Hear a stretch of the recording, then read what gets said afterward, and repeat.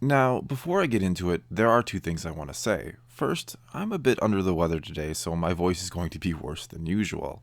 Second, my intent with this video is not to bash The Last Jedi, though I'm certain some of you will see it that way. What my message is here today is one of hope. Hope that Episode 9 can somehow do the impossible and bring a divided fan base together, though the challenge before it is great for many reasons. Not the least of which, of course, is because there are a good number of people who really didn't like The Last Jedi, while others absolutely loved it.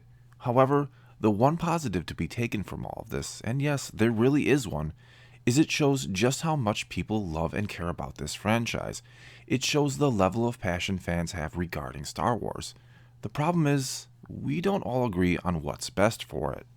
And no matter how you feel about The Last Jedi, you're not right or wrong about it, because we're all entitled to our opinions on whatever we decide to form an opinion on. But in this particular case, it is something very near and dear to a lot of people. It's something very personal to a lot of us, because many of us found Star Wars as kids and have loved it our whole lives. And we feel like in some respects it belongs to us, and it very much does, but it belongs to all of us. The true problem is, we all see it from our own point of view. Okay, and with that being said, let me move on to what I feel is the biggest problem Episode 9 will now face, outside of course trying to unite the fan base. And that is, neither Rey nor Kylo Ren have a teacher, and neither one is fully trained, with one, Rey of course, having received virtually no training of any kind outside of 2, or maybe 3, lessons from Luke, who was essentially trying to dissuade her from being a Jedi, not actually train her. Kylo Ren, on the other hand, as even Snoke pointed out, lost to an untrained girl who had never held a lightsaber before. Snoke also said in The Force Awakens that it was time to complete Kylo's training, so that means Kylo also has much to learn, and no one to teach him. And yes, I get that part of the point of The Last Jedi was to show us that Kylo Ren had made a final decision and embraced the dark side, and maybe that could be thought of as his final lesson. But if that alone is supposed to make us feel like he's somehow now on par with Darth Vader, who we know he wants to be like, I'm personally not buying it. Yes, I like the character and what they've been doing with him for the most part, but we'll at least need some explanation, in a trilogy that's been a bit light on them, as to how he'll become so powerful, or where all the hate and anger will come from. The hate and anger that we know was what fueled Vader's power. And in my opinion, we've seen nothing but conflict and bursts of rage out of Kylo Ren. No true hatred. Even with his father Han, he wasn't sure he could bring himself to kill him. Then with his mother Leia, he couldn't fire the shot that would've, or should've, killed her. So are we then to believe that Rey's rejection of him and the dark side will be what truly helps him embrace the anger and hate? Will we see him in the next movie hell-bent on destroying her now, out of fear of what she can and likely will become? Is that where his power will come from? Or will it maybe come from the frustration and anger he no doubt felt after his final encounter with Luke at the end of the movie? Could it be that his hate for his uncle is what's going to make him even more powerful? And if so, in a sad irony, Luke will apparently finish what he himself started, for it was Luke's momentary temptation to kill his nephew that finally turned Ben to the dark side and created Kylo Ren. And it will be Luke's last encounter with Kylo Ren that gives this conflicted young man the anger he needed to grow powerful with the dark side, powerful enough to become a new Vader, a monster that, again ironically enough, Luke once destroyed by helping Anakin Skywalker return to the light. And this also means it will be up to Rey, Luke's last student, to make everything right again. It will be a non-Skywalker, for better or worse, who has the last hope to give the Skywalker saga a happy ending, if she can somehow save Ben. And therein lies a big part of the problem, or perhaps the most fitting of endings, depending on your point of view. The ultimate hero of the saga will not be a Skywalker. She will also barely be trained by one, and may have to destroy the last one to finally end what Anakin and or Darth Vader started. And though I certainly don't want to get into the whole Mary Sue argument, it's not going to go over well with some fans if the only real training Rey ever gets to accomplish all this is from a set of dusty old books. And yes, I'd guess that Episode 9 will take place a few years in the future, giving her time to truly read, study, and learn from those books she took from the tree.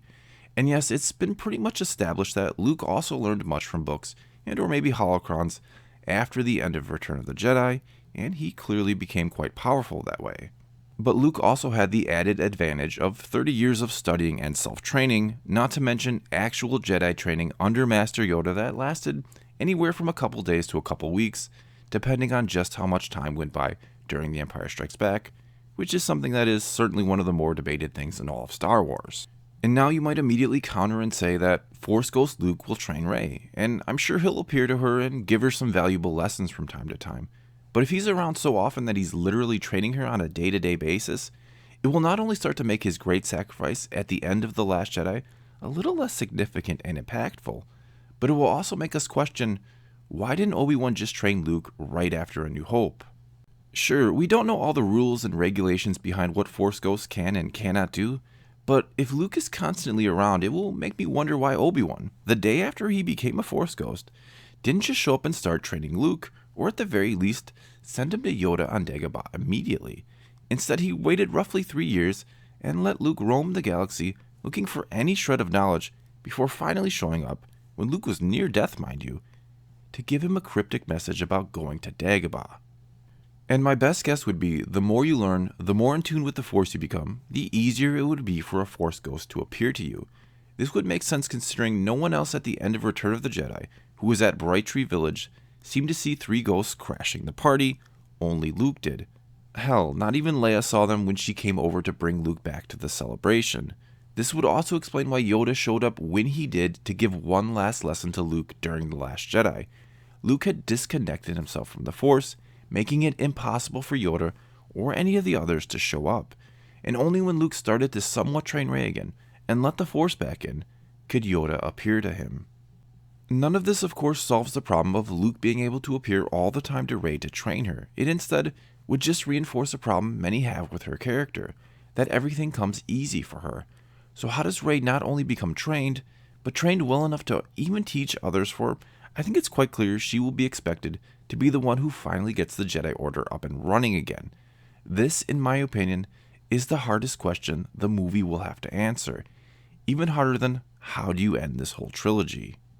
Because if Rey is going to truly become the next iconic character of Star Wars, and maybe for some she already is, and that's fine, you have to do something to address this issue that's been, for right or wrong, plaguing her the whole time. That it's all been too easy for her, that she has met and overcome every challenge she's faced without any great struggle, suffering, or sacrifice, that her only true failing thus far is not bringing Ben Solo back to the light. Now, is it fair that this has all been put upon her, and likely wouldn't have been if she were a male character? No, it's really not. But to be honest here, they haven't helped themselves out too much in some of their choices with this trilogy thus far. And I dare say something as simple as Kylo Ren lopping off one of her limbs with a lightsaber after she rejected him and the dark side, and then her having to flee from him, would have gone a long way in achieving that right in The Last Jedi. Because I think a one-armed, defeated-looking Rey giving everything she had to move those rocks at the end of the movie to free what was left of the Resistance, and failing at first, like Luke failed trying to get his X-Wing out of the water in The Empire Strikes Back, before ultimately hearing Force Ghost Luke say to her, "Breathe, just breathe," before she finally succeeded, would have had far more of an emotional impact on a lot of people than the way it did all go down. Okay, so how does Rey become the Jedi we all know she's going to be in Episode 9 without it feeling like it's just being given to her instead of earned? Unfortunately, I don't know. And even if I did, my best guess still says it's going to be as simple as her reading and studying those books and a few lessons from Force Ghost Luke. It's the answer that was so obviously set up in The Last Jedi that it would feel strange if that's not what happened, but also the answer that I think will make many roll their eyes and keep calling her a Mary Sue. Because keep in mind, Rey is likely going to win this trilogy in some respect, by either destroying Kylo Ren or bringing Ben Solo back to the light. But I just have this great fear already that such an ending, without Rey really struggling to achieve it, is only going to polarize the fans more.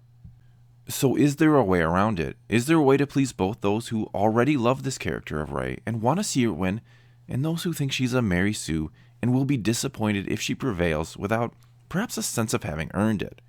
Honestly, I don't know, but I have to believe there is.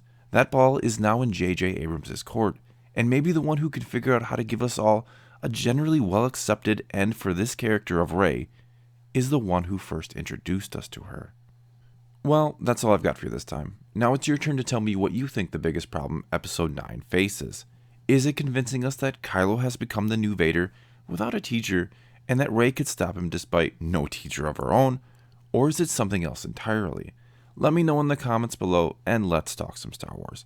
And until next time, thanks for watching.